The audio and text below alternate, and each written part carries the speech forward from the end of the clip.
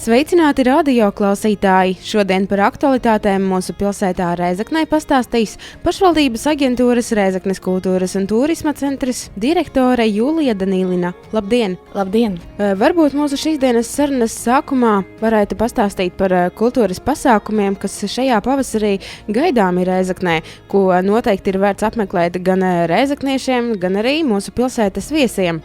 Jā, gatavojamies pavasarim un gatavojam lielus brīvdabas pasākumus parkos un citās pilsētas vietās, kā arī ļoti plaša programma arī visās mūsu kultūras iestādēs. Var apmeklēt dažādus koncertus, izrādes, izstādes, bet es varbūt šodien vairāk pastāstīšu par brīvdabas pasākumiem, jo parasti pavasarī iedzīvotājus ļoti interesē, kur var paskatīties kaut ko interesantu, pastaigāties ar ģimeni, jo visiem gribas pavadīt laiku ārā un tagad siltāk ar katru dienu. Un tad pirmais pasākums, kuru mēs gaidām, brīvdabas pasākums mums ir 1.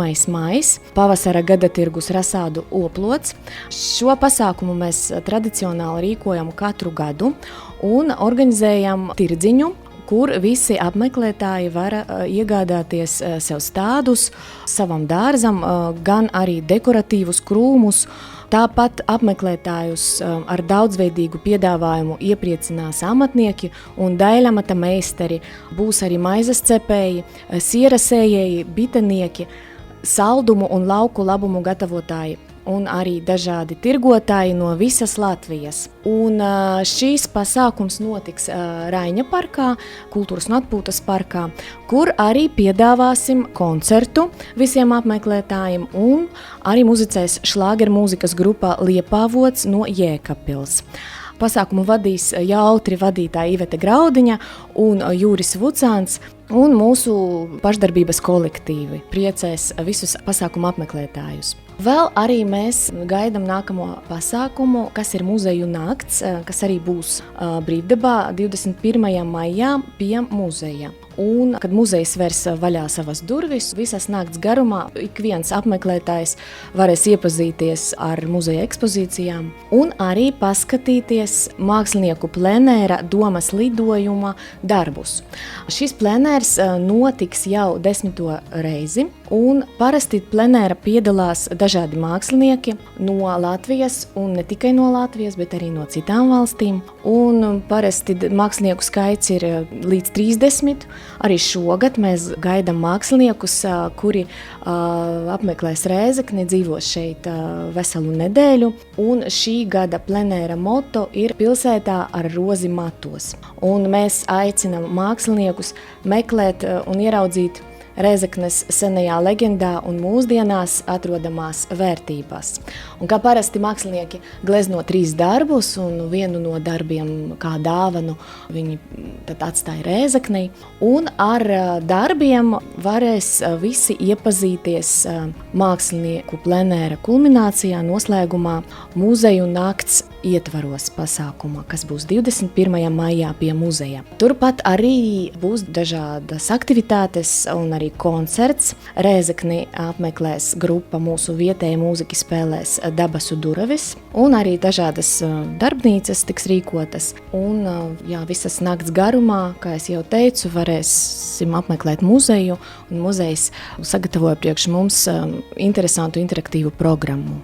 Un tad nākamais pasākums, par kuru gribētos pastāstīt šodien, ir 4. maijs, Latvijas Republikas neatkarības atjaunošanas svētki Rēzeknē, kuru mēs plaši svinēsim jau 4. gadu. Un kā parasti mēs rīkosim velobraucienu, kas notiks 4. gadu, un ar katru gadu dalībnieku skaits pieaug un interese kļūst lielāka. Velobraucienā piedalās gan bērni, gan ģimenes un komandas, un arī individuāli var reģistrēties, pieteikties un piedalīties. Un pasākumi notiks dažādās pilsētas vietās. No rīta mēs visus aicinām uz svētku sveicienu pie pieminekļa Vienoti Latvijai. Būs svinīgas uzrunas un dosim startu velobraucienam. un skrējienu spēlei no pieminekļa Vienoti Latvijai. Tad velobrauciens noslēgsies pie sporta pārvaldes stadiona. Un tad arī viena no vietām, kur mēs aicinām apmeklētājus, ir Raiņa parks, kur pārsvarā arī notiks velobrauciena dalībnieku apbalvošana, koncerti, darbnīcas un dažāda cita veida aktivitātēs, kurās piedalās dažādi kolektīvi un arī zīmuļa kolektīvi, dažādas nevalstiskās organizācijas. Tad aicinām arī apmeklēt mūsu iestādes, kultūras namu 4:00, kur notiks Tautas teātra pirmizrāde lietuviešu dramaturges Daivas Čipauskaites stāsta Pūpos motīviem, un režisori ir Māra Zaļaiskalns. Ar nepacietību gaidam pirmizrādi. Un vakarā Gorā būs svētku lielkoncerts un uzstāsies grupa Elektrofolku. Vai 4. maija svinībās šogad ir gaidām arī kādi jauninājumi? Jā, šogad mēs svinam 4. maiju un piedāvājam īpaši plašu programmu, jo šī programma atšķirsies no iepriekšējiem gadiem ar to, ka pirmkārt Raiņa parkā mēs mēģināsim svinēt Baltā Galdauta svētkus, ievest tādu tradīciju. Vispār mēs gribam iedibināt un stiprināt tradīciju svinēt 4. maijā Baltā Galdauta svētkus, cilvēkiem pulcēties pie viena galda, svinot savas valsts esamību. Un doma ir tāda, ka katrs nāk ar savu cienastu, liek galdā savu devumu, un mēs kopīgi radam svētku sajūtu. Kāpēc Baltā Galdauta svētki? Tāpēc, ka balts galdauts ir kā simbols, mūsu pašapziņas un lepnuma simbols un vienojošs elements. Un svētku formāts var būt ļoti dažāds, un šogad mēs liekam akcentu uz senām tradīcijām un kulināro mantojumu apzināšanu, un tāpēc būs Baltā Galdauta svētki tādi ar dažādām prezentācijām. 4. maijs ir mūsu pārdiena, un sanāksim ar saviem tuvajiem, uzklāsim baltus galdautus un svinēsim svētkus.